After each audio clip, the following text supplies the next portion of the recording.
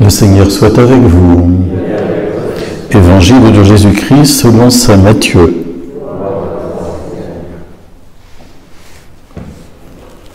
Jésus disait aux 12 apôtres, « Celui qui aime son père ou sa mère plus que moi n'est pas digne de moi.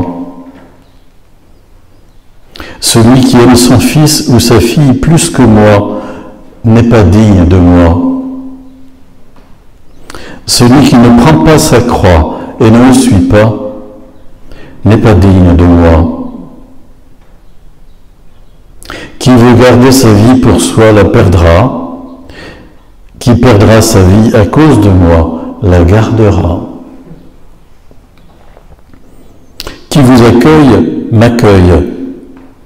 Et qui m'accueille accueille celui qui m'a envoyé.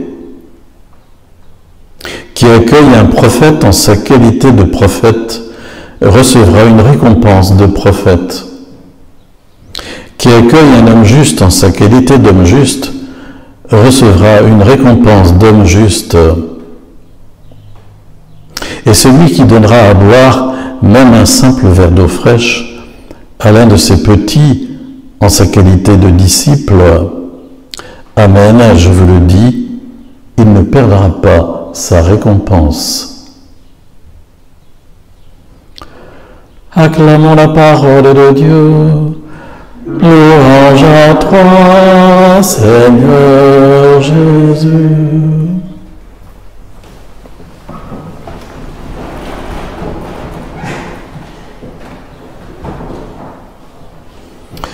L'avantage d'avoir un lectionnaire où nous lisons l'ensemble de la Bible sur un cycle de 3 ans, c'est que nous entendons de temps en temps des passages que nous ne connaissons pas. Celui-ci, par exemple, est assez peu connu.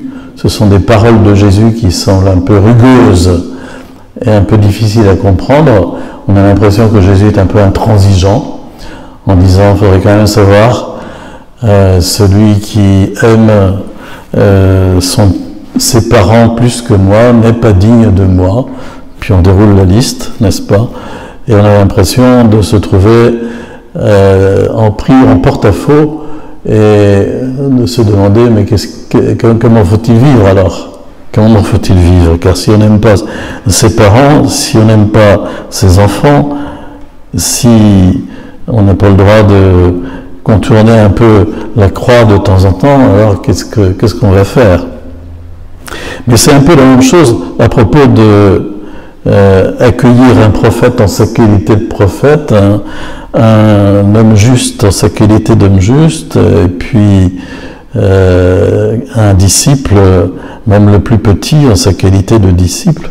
C'est un peu la même chose. On sent bien que Jésus veut établir des priorités et qu'il n'est pas comme dans la société d'aujourd'hui en train de tout mélanger et de tout lier pour aboutir à quelque chose qui n'a pas de qui n'a pas de consistance ni de caractère propre.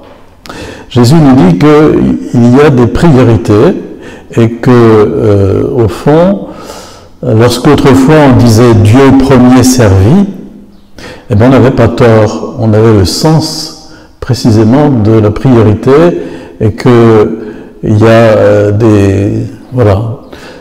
des choses qu'on doit vraiment mettre en premier quand on est chrétien.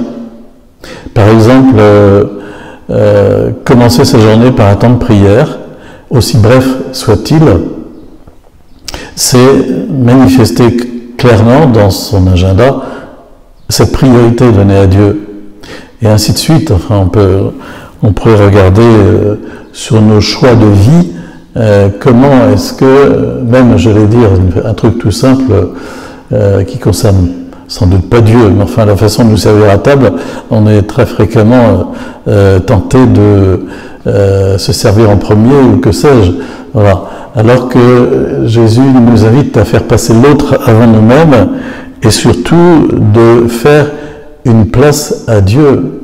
Vous savez, quand on avait présenté à Jésus une pièce de monnaie romaine et qu'on lui avait dit « Est-il permis de payer l'impôt à César ?»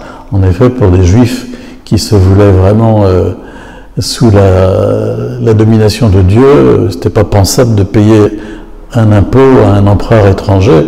Est-il permis, oui ou non, de payer l'impôt à César? Et Jésus avait dit, de qui est l'effigie sur la pièce? De César, répondent-ils. Et Jésus de dire, rendez à César ce qui est à César. Et il ajoute, et à Dieu ce qui est à Dieu. Là, ils s'y attendaient pas. Ils ont bien vu que Jésus leur disait de payer l'impôt, mais il a ajouté, et rendez aussi à Dieu ce qui est à Dieu. Dans votre vie, quelle est la place donnée à Dieu? Voilà une question qui nous est posée à travers cet évangile aujourd'hui. Et comment est-ce que nous le mettons très concrètement en forme dans des choix que nous posons? Voilà, je vous laisse la question, elle m'est adressée à moi aussi, et nous avons à réfléchir et puis à convertir nos vies.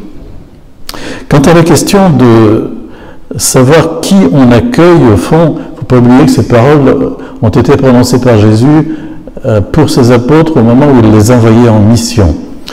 Au chapitre 10 de Matthieu, on est dans les paroles de Jésus sur la mission, et alors il commence par leur dire « Qui vous accueille, m'accueille ». Ils doivent avoir claire conscience qu'ils sont porteurs de la présence de Jésus, et qu'en les accueillant, on accueille Jésus. Qui vous accueille, m'accueille. Et Jésus va encore plus loin, et qui m'accueille, accueille celui qui m'a envoyé, c'est-à-dire le Père. Voilà. Autrement dit, Jésus est en train de leur dire, ayez conscience de qui vous êtes. Ayez conscience de votre dignité. Vous êtes mes envoyés, vous êtes mes apôtres. Et donc, qui vous accueille, m'accueille, moi, et accueille derrière moi encore le Père. Et puis sachez vous-même comment accueillir aussi les autres. Et Jésus établit une sorte de hiérarchie à 3 degrés en parlant de prophètes, en parlant d'hommes justes, et puis en parlant de petits disciples. Et il dit voilà, il faut que vous ayez conscience de qui vous accueillez. Alors là, on rejoint un peu la première lecture de l'Ancien Testament, au second livre des Rois, où cette femme a conscience d'accueillir un homme de Dieu. Bon, vous direz, oui, il y a homme de Dieu et homme de Dieu, il faut faire attention. On a bien vu récemment ce qui se passe. Mais en même temps, voilà, il faut avoir conscience du don de Dieu, du don qui est fait. Je pense par exemple aux hommes qui vont être ordonnés diacres ou prêtres dans les semaines qui viennent. Il faut avoir conscience de ça, du don qui est fait par l'ordination sacerdotale ou diaconale. Ça ne sert à rien de tout mélanger, de mettre tout le monde au même niveau en disant il n'y a pas de prêtre, il n'y a pas de laïc, voilà, tout le monde il est beau, tout le monde il est gentil. Non, il faut savoir qui on est, à qui on s'adresse, voilà, et quelle est la dignité de chacun. Pour ça que tutoyer tout le monde en mettant tout le monde au même niveau, c'est pas forcément une bonne solution et une bonne façon de se situer, y compris dans l'Église. Voilà. Et alors Jésus a cette phrase qui donnera à boire même un simple verre d'eau fraîche à l'un de ses petits en sa qualité de disciple. Amen, je vous le dis, il ne perdra pas sa récompense. Voilà. La dignité du disciple de Jésus est telle que donner un verre d'eau au disciple de Jésus, c'est être endetté vis-à-vis de Jésus qui nous récompensera. C'est avoir en retour le Seigneur qui nous dira « J'ai vu ce que tu m'avais fait, j'ai vu que tu m'avais donné un verre d'eau ». C'est dire que Jésus est présent à travers nous dans la société où nous vivons. Voilà, c'est ce que je disais au début de la messe. Nous sommes le sel de la terre, la lumière du monde. Nous devons avoir une conscience claire que nous ne sommes pas comme les autres et que nous sommes porteurs de la présence de Jésus et que c'est notre dignité. Alors que les autres le sachent, le reconnaissent ou pas, ça c'est une autre question. Mais en tout cas, nous, on doit être au clair sur cette affaire-là et à partir de là, eh bien, savoir manifester dans nos paroles, nos actes, nos priorités, ce que nous sommes vraiment. On pourrait ajouter, mais l'homélie est assez durée, je pense, que le baptême, c'est vraiment la base qui nous fait chrétiens. On a entendu en seconde lecture un passage de la lettre aux Romains de Paul où il dit que nous avons été mis au tombeau avec le Christ, ressuscités avec le Christ par le baptême, et donc voilà, nous vivons du Christ. Puissions-nous vraiment en avoir conscience et le vivre chaque jour.